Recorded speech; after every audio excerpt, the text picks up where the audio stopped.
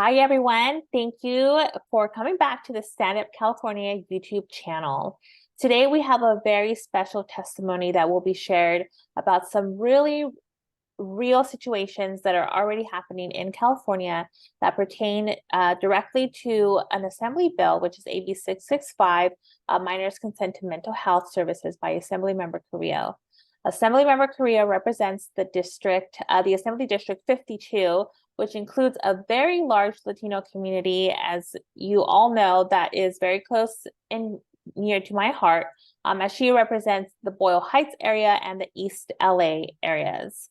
AB 665 was portrayed as a bill that would give minors that are Medi-Cal recipients free mental health services, as minors who have private insurances had these benefits. But once we get into the bill language and once we read the full bill text, we saw that it did not match up to what it was being presented to be. There are a lot of organizations in California and groups who are working on this bill tirelessly, and we are so thankful for them, as well as all of the individuals who are being a voice for this bill. Stand Up California and our partners, A Voice for Choice Advocacy, have been in contact with the bill's author and her staff. As it is written right now, AB 665 would remove additional requirements for a minor to consent to a residential shelter service without parental consent. And I just want to read a little bit of the bill language as to what these additional requirements are. What the residential shelter is. And it is a government agency, a person or agency having a contract with the governmental agency to provide the services, an agency that receives funding from Community United Funds, and a runway house or crisis resolution center. Our biggest concern, and I know it's going to go hand in hand with the testimony that will be shared today, is that by removing the additional requirements, which include that a minor is a present danger of serious physical or mental harm to themselves or others, without the mental health treatment or counseling or residential shelter services, or if the minor is an alleged victim of incest or abuse. So our biggest concern is that basically if a minor 12 and older, and I want you guys to really understand 12 and older, and this is something that I always share. I go back to when I was 12 years old, and I sometimes had these moments, that if they have a big argument with their parents right before they go to school, right? And once they get to school and they speak to the mental health counselor and they say, I hate my parents, I don't want to live with them. By them removing these additional requirements, the mental health counselor could then say, well, look, we have this option for you. It's a residential shelter and you don't have to live with your parents. And the parent, unfortunately, cannot access the minor's medical records by state law. And the parent would most likely never realize that their child is consented to a residential shelter service to live outside of the home without them. I also want to remind you all, if you don't already know, if you're not following this bill, that they did expand who can pretty much check in the minor to a residential shelter service. So I just want to read this part of the bill before we get into tonight's testimony. So this bill would add a registered psychologist, a registered psychological assistant, a psychological trainee, an associate clinical social worker, a social worker intern, a clinical counselor trainee working under the supervision of a licensed professional, and a board-certified psychiatrist to the definition of professional person for these purposes. And again, this bill would make all of the above changes on July 1st of 2024. So this is a bill that everybody needs to follow. It is currently in the Senate and it is moving really quickly. So what you can do, we will share at the end.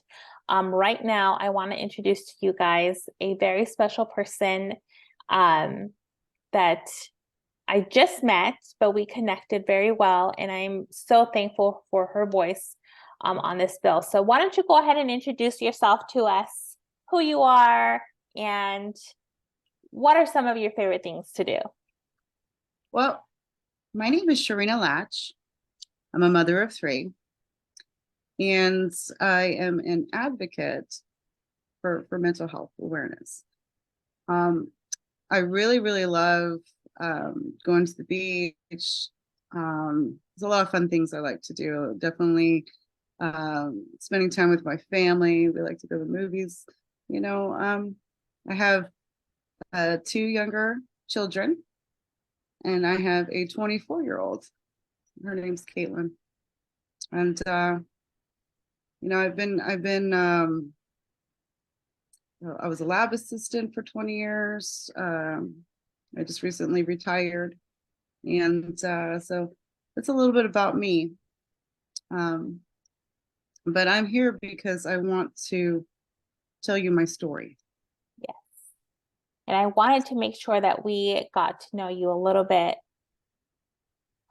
before we got into the story. And I've read your testimony and I was in tears. So just so everybody knows.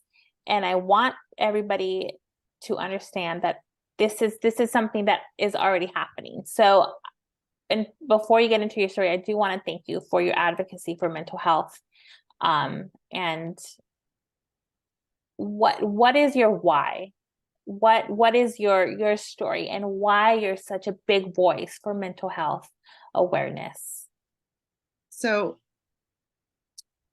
back in 2014, my oldest, she's actually in the picture here. Um, I I have a daughter who suffers from mental illness, and it started probably way back when she was about 7, 8 years old, is when we started seeing symptoms. She was, they didn't really know at the time what it was. They thought she had learning disabilities. They thought that she had anxiety disorder. ADHD was another one that they had diagnosed her with. But they knew there was something special with Caitlin. And I, started taking her and getting her assessed. Originally, I'm from Southern California. I'm from Indio, Temecula. So, we were taking her to Inland Valley Regional Services, having her diagnosed. And they were quite convinced that she had a mental illness. So they diagnosed her with mild MR. Okay. So for years, we were, the schools with assessments, the IEPs, they were treating her as if she had mental retardation. Mm. Right. So it wasn't until she hit her, her till she hit puberty, puberty, that things started changing, and they were changing drastically. So she started showing behaviors of hallucinations. Okay. She was telling me that she was seeing things that weren't there. She was becoming agitated more and more. So her psychiatrist recommended risperidone. So we tried risperidone, and we tried sertraline. We put her on Strattera. So we were trying medication after medication to see if this would help her. Mm-hmm. Well, it was making her worse. So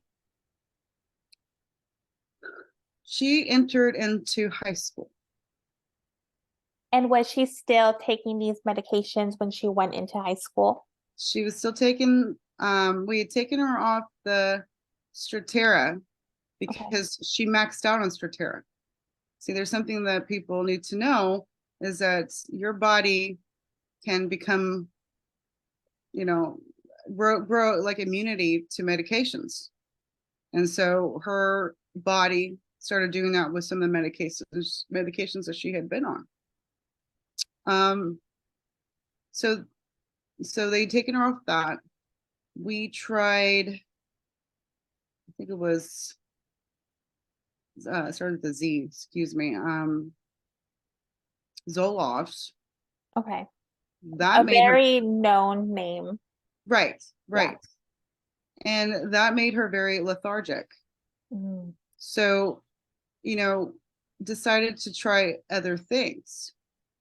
And I was thinking that maybe her being on 3 medications maybe wasn't so good for her. Mm. So, she started high school, and I had spoken with the school, let them know that we had her in many services. Mhm. Being that I was in the medical field for 20 years, I knew, I knew what I needed to do for her. It was just a matter of finding the right solution. Right.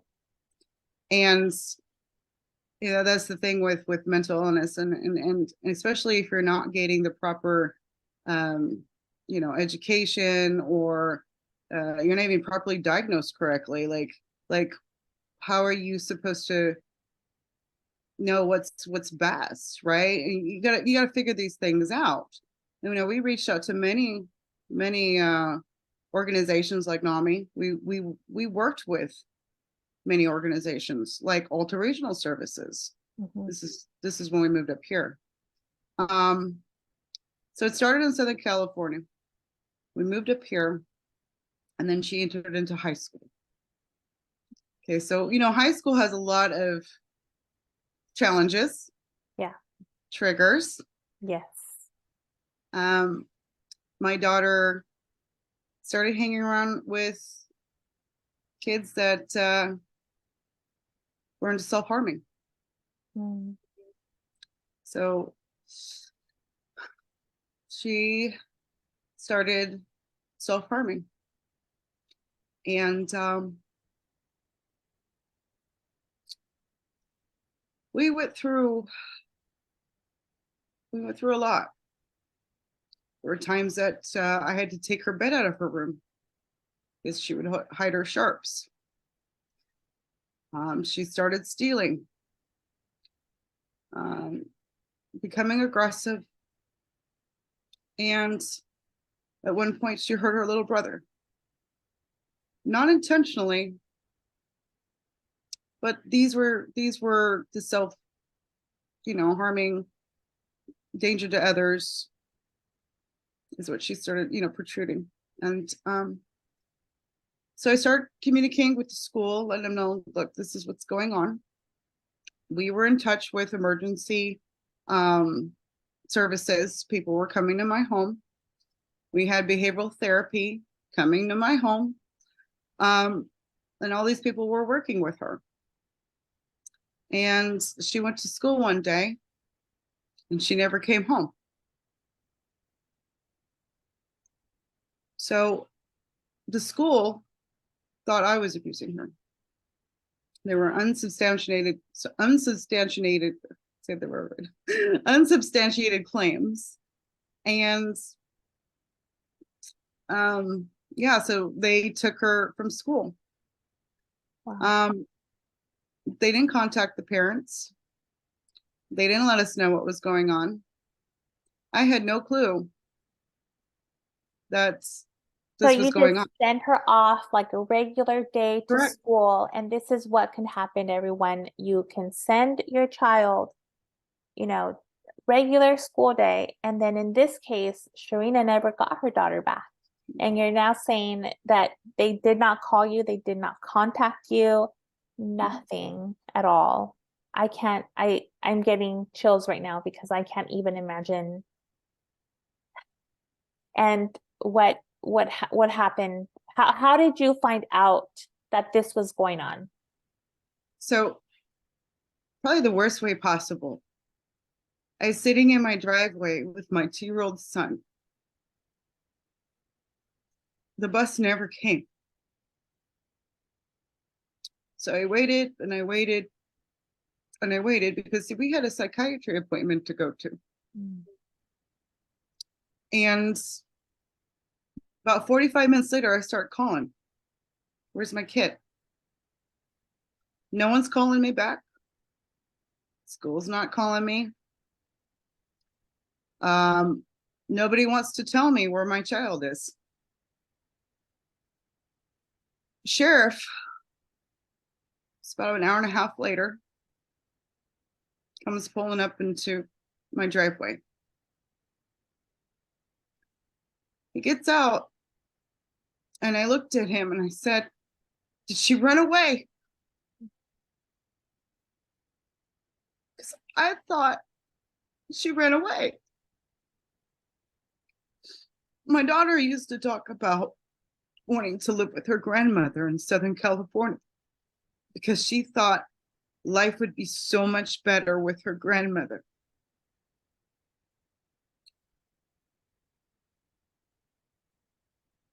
So I thought she ran. The officer looks at me and says, "No, ma'am, they didn't tell you." I said, "Tell me what?" "Your daughter's at the hospital right now. They put her on a 5150. And for those of you that don't know what a 5150 is, that's when someone is having a psychotic episode or they are self-harming, harming themselves. They will put them on a 5150, which they get a short psych eval, and that will determine if they need to go to the psych facility, residential treatment, a CRT. Mhm. Okay, so CRT is another place where they help find people beds. And your daughter's 14 at this time, right? So still She a was minor. still a minor. No bill AB665 has passed.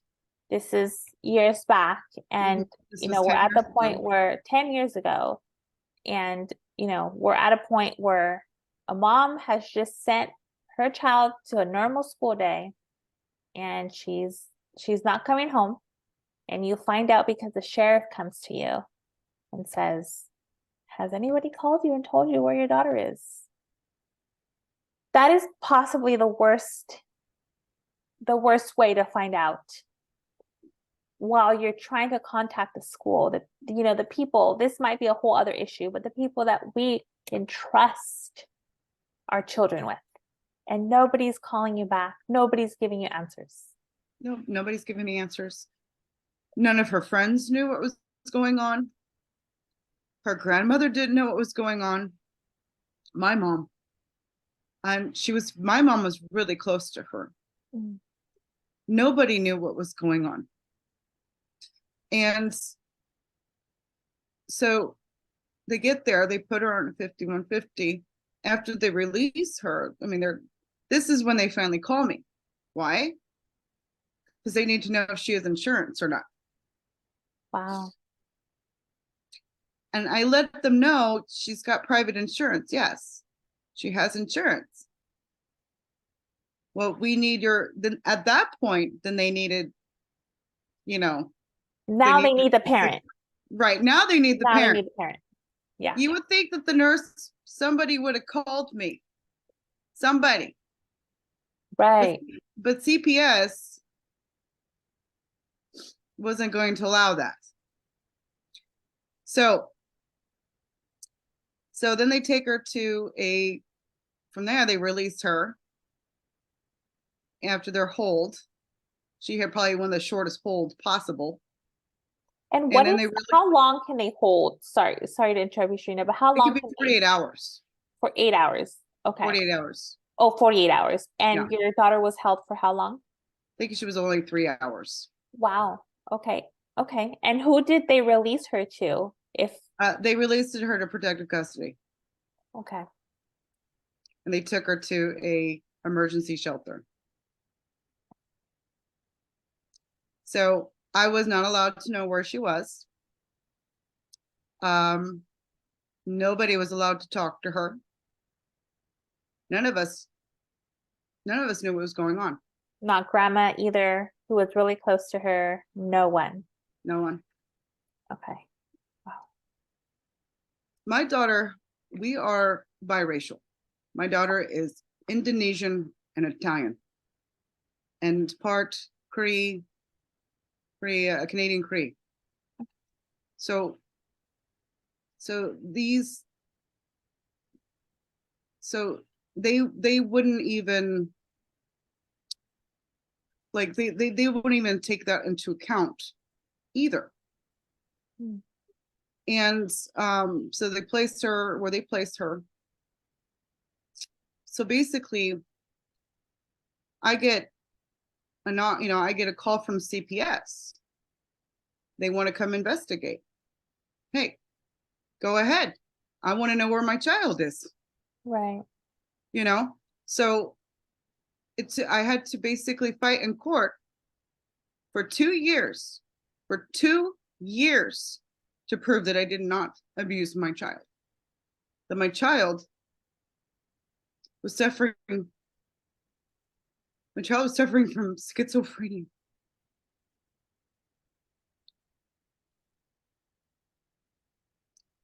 And they thought they knew what that they were doing the right thing. After they released her from the protective custody, she went straight into foster care. And she's 16 now at this point. At this point, she was 14, and then she was about almost 15 when she went into. She was still 14. And they Okay. put her in foster care. Foster care. So she's still 14. Okay. Okay, she was 14. Then they, yeah, right. So I had to basically fight for her for 2 years. And anything I did, they would just add on. And it came to a point where I realized they weren't going to give her back. It didn't matter if I was in compliance. It didn't matter that I was, going counseling service and jumping through as many hoops as I could. You were just trying to get your daughter back. I was just trying to get her That's back. all. Yeah. They literally placed her 3 miles down the street from me. Wow. 3 miles. And told me I couldn't see her. Wow. I didn't see my daughter for 4 years. Even after they dropped the charges against me.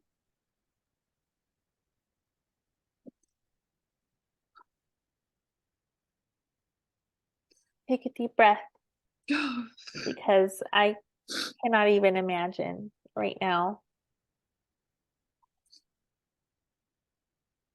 And we just want to say, on behalf of Stand Up California, myself as a mother, as an advocate, thank you for your voice and for sharing your story, because it's ripping the Band-Aid off and sharing this testimony with all of us. But many parents need to hear this, and we're just so appreciative of you right now.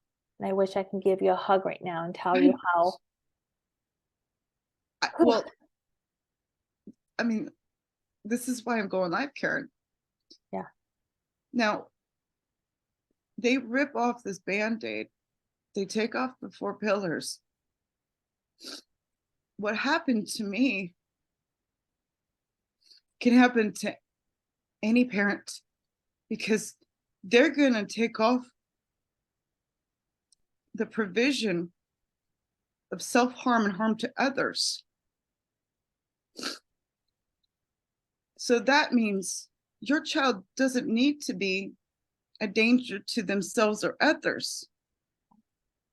They can just go with a professional person, and that could be a counselor that recommends, hey, we need to call CPS. Yeah. Hey, they need to go to they need to go to a residential treatment center, or they need to go to an emergency shelter. Right. Now, if they had at least, a family member Mhm. that they could contact, like a grandparent, a minister, like even a minister, like someone that the child, the youth trusts, maybe they wouldn't need to go down this road. Mhm. My daughter ended up in foster care. She was abused in foster care. My daughter then got adopted out to her grandmother in Southern California, the one she wanted to run away with. She ran away from her 4 times. She called me when she was 19.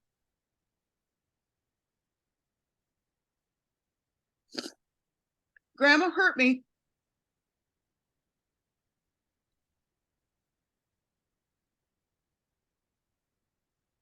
Because you know what? Nobody knew how to handle her.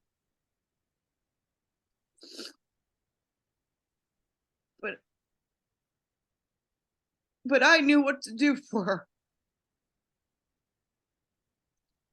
If they had left her alone, she would have been in a care center with a nurse through alterational services. She would have been monitored for 24 hours a day. Yeah. She would have been able to see her mom, her baby brother, and her baby sister grow up.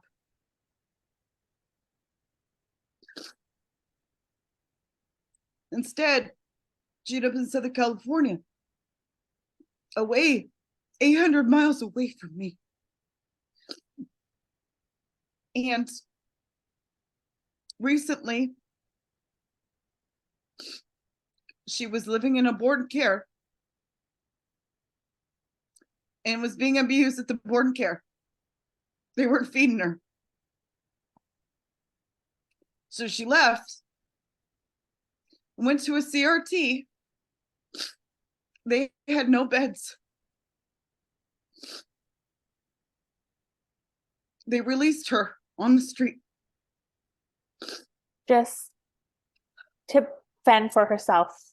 Right. To fend for herself. This In is this Riverside little County. girl that are 14 years old, right? And my mother and me is like trying to wrap my head around this, because I couldn't even imagine going through all of this. But this is a little girl at 14 who her mom knew all of the right steps to take for her care, to be her caregiver, and was ripped away. Yep. Because she went to school and the mental health counselor thought, this is the case that we're going to pretty much build around this family. And you didn't see your daughter for 4 years. And now she's on the street. They've released her to fend for herself. Yep. because they didn't know what to do for her. And when we go back, right, this whole time she could have been with you, where you knew exactly. I mean, not only did she live in your womb for 9 months and you raised her, right, every single day with you, but you knew what steps, you already had a plan for her. My daughter, she's an artist. Beautiful. She wanted to go to college. So at least she won't have a bunch of metal in her mouth Yeah. that's not being monitored. So then they use that against me. So anything that the prosecution tried everything to use against me in the court of law. Wow. And they just didn't yeah. I mean they really tried, you know, to basically prove their case, and yeah, in the end it was like, well, there's no proof. Right. There's no proof. And but we're still going to keep your child because why? She was a danger to herself and others. But get this, they take off that provision. There won't be any safeguard. There won't be anything stopping them. Because see, they had to prove in court that I was a bad mom. Yeah. And when they couldn't prove that, They used the fact that, yeah. And you're right? right. Are you following me? Yeah. So now, if they don't even have that, they don't even have to prove any of it. They can just say, okay, you know, Sally or, you know, Chris, they're not happy at home, and you know, the counselor, the professional person thinks, well, they would benefit from going to this place, and they go to this place, and then they decide that, you know, they need to go to residential, and Sally goes along because Sally's not, you know, mad at her parents or doesn't want to be there, Right.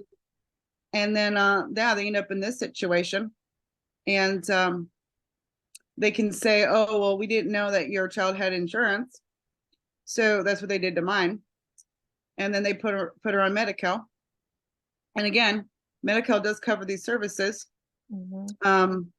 everything that a normal, except for specialty areas, and then yeah, so I mean, this is what's going to happen to many parents. They're going to end up in the same situation that I was in, and that I'm still currently in, and you could lose years with your child. And for the child from, Caitlin from 14, and now we're at a point where she's 19. She's 24 now. She's 24 now. 24. So let's go back a little bit and follow up on, so she was released on her own to fend for herself. So she's pretty much homeless.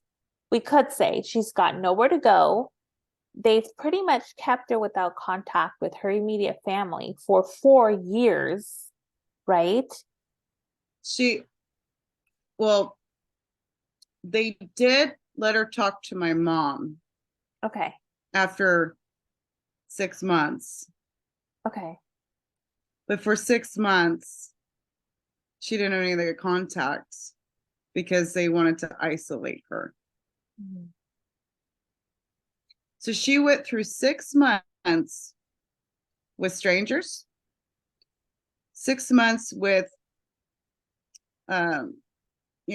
giving her evals, changing her medications, 6 years with, or 6 months without, her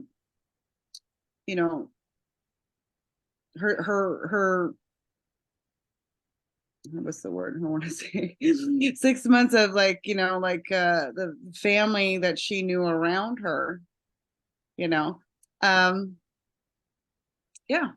So they did allow her to go to school because she had to continue her education, right?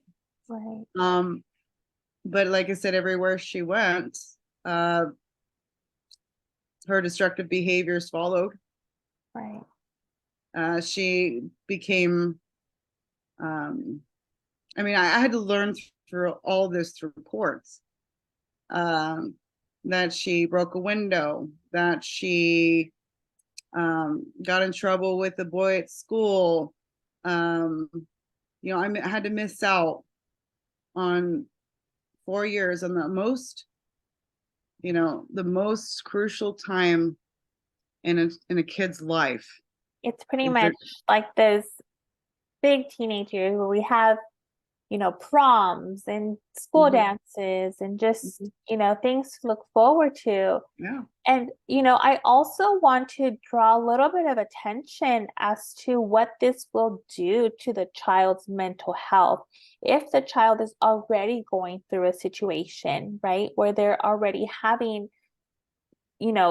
whether it's diagnosed or not, they're going through changes in their life. They're figuring out that they have, a diagnosis, or they're gonna go get, treatment. Removing them from the parents, in my opinion, what are we further doing to the child? What more damage? Well, I could tell you what more damage was caused. They ended up diagnosing her with PTSD. She didn't have PTSD in my care. And I can only imagine that's from being separated from you. Trauma, from the trauma. And this is why, we need to talk to Assembly Member Wendy Carillo. We need to get across to her how important it is to add in the provisions in her bill, and I believe it's in the section of 6924, the Family Code section, when it has to do with the emergency centers. It's a statement in there, like with the mental health person, professional person, the counselor, if they think it's unsafe or it's not in the minor's best interest to contact parents, well, we need a stipulation in there where it says that they can contact, a family member, because a guardian could be a state guardian. A guardian could be something that's, not even a relative. Right. So there could be a conflict of interest there if, we're trying to do what's actually best for the child. Right. But, they're pretty much custody of the state, right? Right. A guardian could be right. There's different definitions for guardian. Right. So, and there was a study. You brought up a study earlier. There was a study done, and it was actually in the CDC, a report, excuse me, and the Youth Risk Behavioral Surveillance Data Summary Trends Report. It's from 2011 to 2021. It's an extensive report, and in the report, it was talking about, especially in 2021, how mental health illness has risen, suicides. I think what was the number? I think you were telling me about the number. What was the number again? I think it was 22%, something like that. Something like that. I'm sorry. Oh, 10. Okay, so suicides were up 10%, excuse me.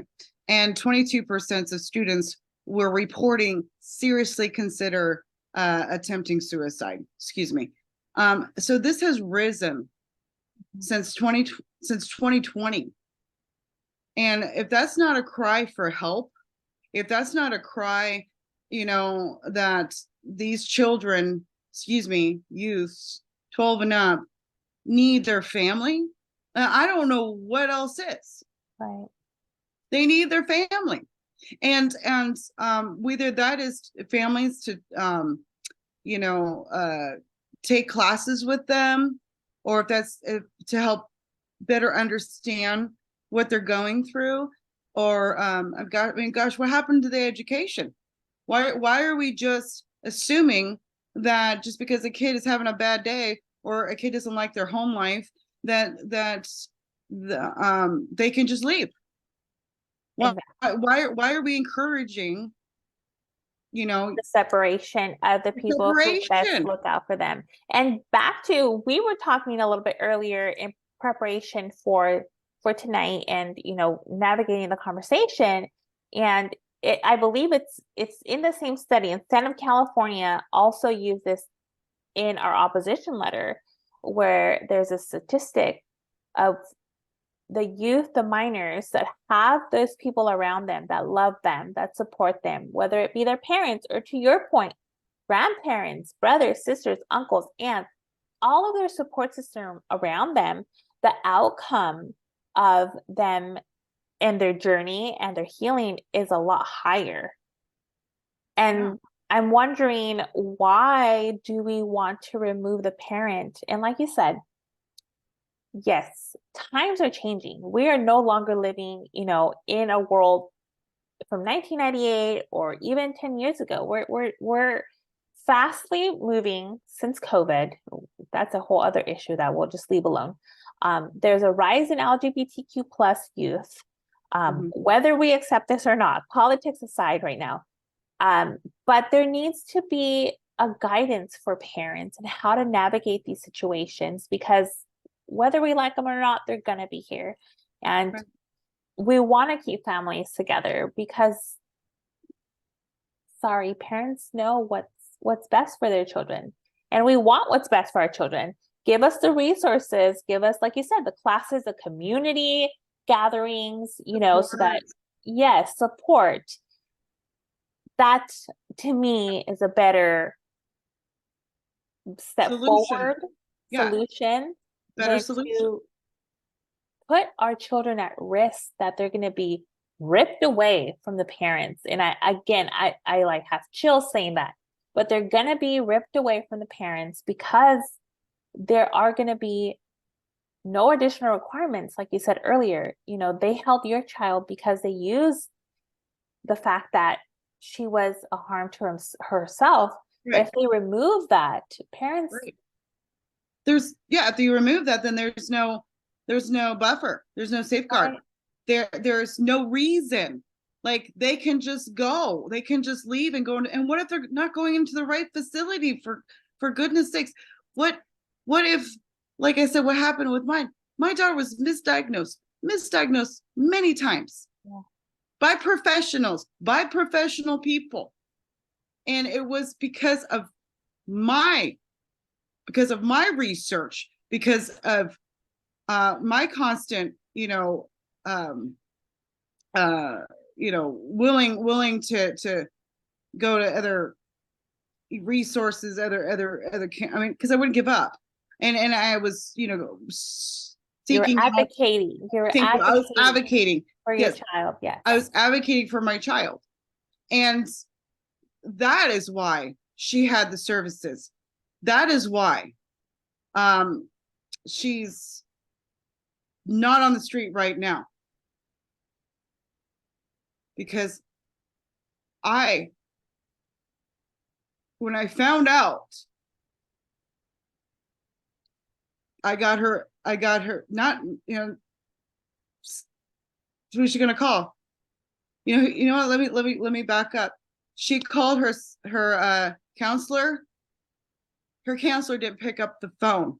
And this is when she's been already released on her own to fend for herself. She called her counselor. They didn't pick up the phone. Nobody picked up the phone. She calls me, Mom, there's no beds. I'm sitting on the street corner. she has no money, no food, with 2 bags in her hand and a cell phone. And, you know, I'm her mom. And what am I going to do? I'm going to make sure to get her off the street. That all of these steps, I just want to reiterate all of these steps for anybody that's just joining, or you missed the beginning. All of these steps that took her here were the steps that happened after she was removed from her mom. So like I said, she bounced from place to place. She ran away from her adopted mom. She ended up in psych hospitals after psych hospitals. She was in CRTs after CRTs. And in the end, boarding cares too. And in the end, she ended up on the street. So right now, I want to let you know, Karen, my daughter has left the state because there was no place for her to go.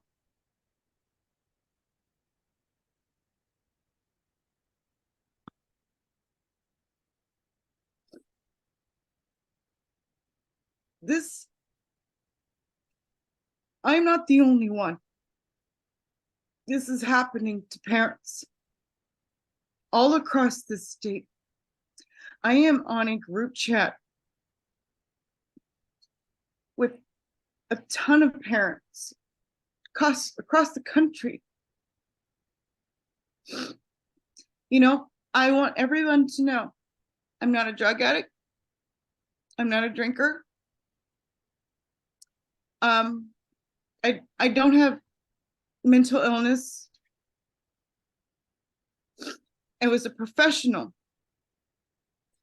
I was a mandated reporter.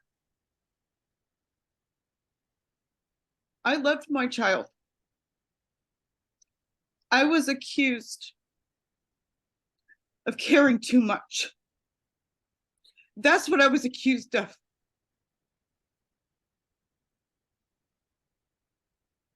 If I,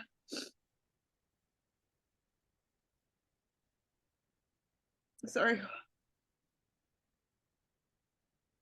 Oops.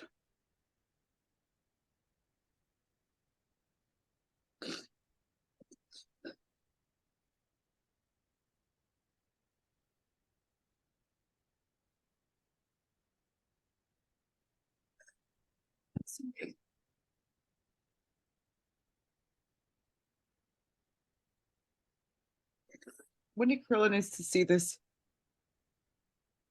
She needs to see this. We should email it. We should email it to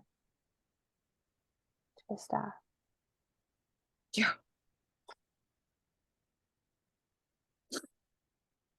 I was wrongfully accused of a crime I did not commit.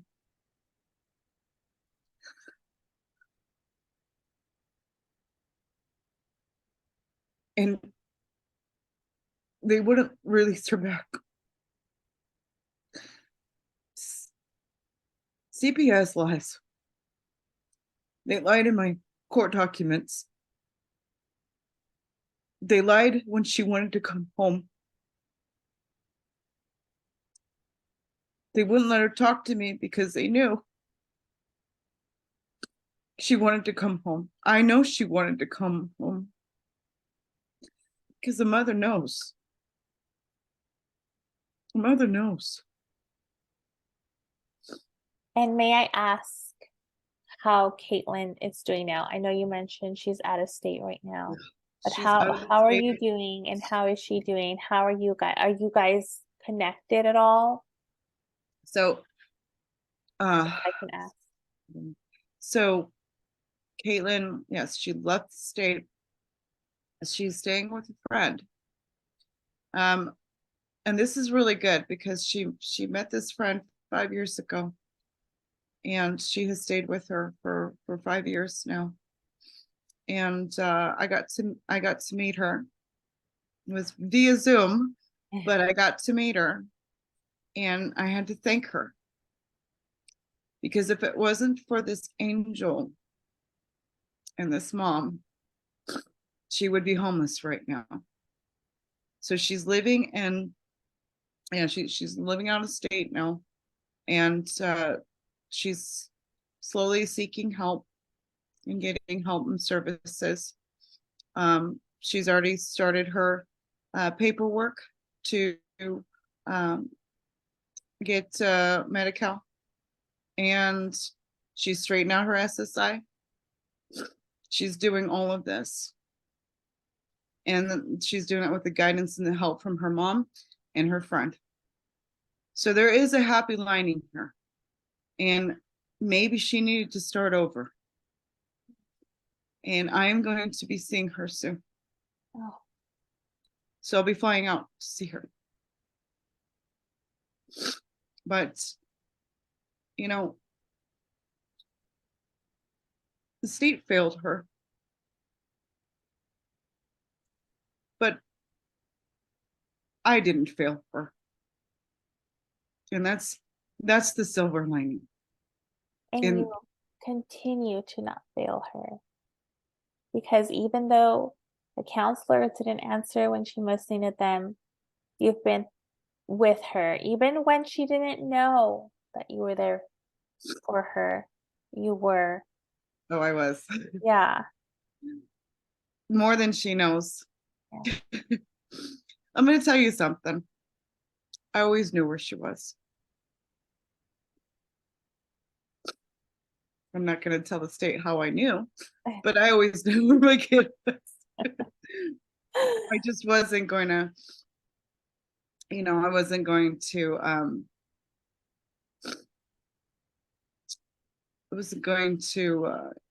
endanger myself. Yeah. I wasn't going to play their game. Yeah. But I always had eyes looking out for her. I mean, there's just times I couldn't be there, but I was always there. And I just want to say right now to everybody that's watching this, I wholeheartedly believe that there is no better protector and advocate for a child than a parent. And when it comes down to it, a parent, a mom, a dad will do whatever it takes to protect that child and to make sure that that child is safe no matter where they're at. And I just want to thank you again for sharing your story and for being a voice, for not giving up for Caitlin. This is for Caitlin. Everybody that's watching this, right? When we think about when we're making those calls for AB665, think about Caitlin and think about, there she is. I love that photo of you guys. Yeah. Think about, all of the children that we are advocating for that this can happen to. And the reality of it is that it can happen. I'm crying. And I want to wrap up with, what would you already spoke about, a little bit about what you would like to happen with the bill. But if there's one call to action that you can send to parents, grandparents, aunts, uncles watching this, not tonight because we're pre-recording, but if there's a call to action that you can give them and why, what would it be? You need to call your state legislators. You need to call every single one of them. And you need to meet with them. You need to speak with them. You need to tell them your concerns on AB665. You need to let them know that, you need to let them know that they need to add their their family members to the bill, so your child can call somebody familiar that they know that can be there, because I mean, why would we trust strangers over people we know? So that would be my recommendation. And you can find your legislator on go to HTTPS was that semicolon? Yeah. Oh, colon, Sorry. the semis with the, Anyway, yeah. yeah, / find your rep at legislator.ca.gov. Let me say that again, because you can edit, right? Let Yeah. me say that again. Okay. Because it's so hard to get out if you've been crying. Let me say that again. So you can find your rep, go to findyourrep.legislation.ca.gov. And you can go on that site, type in, what area you're in. Address. Yeah, I think it's just your address, your Yeah. zip code, most and foremost, and then it'll bring up your California senator, California assembly member.